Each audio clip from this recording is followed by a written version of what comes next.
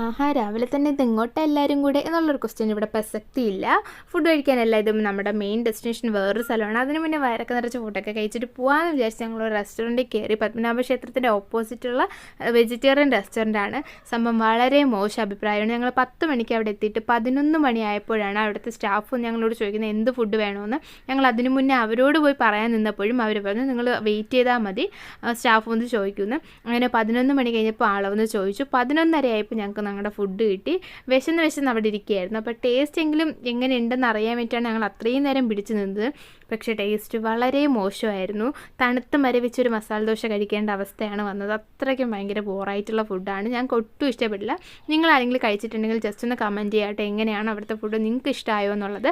അവിടുത്തെ സ്റ്റാഫിൻ്റെ സർവീസൊക്കെ എങ്ങനെയാണെന്നും കൂടെ ജസ്റ്റ് ഒന്ന് നിങ്ങൾ കമൻറ്റ് ചെയ്യാം. ഇത് ഫസ്റ്റ് പാർട്ട് വീഡിയോ ആണ്. സെക്കൻഡ് പാർട്ട് വീഡിയോ ഉടനെ വരുന്നതായിരിക്കും. നമ്മൾ എങ്ങോട്ടാണ് പോകുന്നതെന്നുള്ള വീഡിയോ കേട്ടോ. അപ്പോൾ എല്ലാവർക്കും ടാറ്റാ.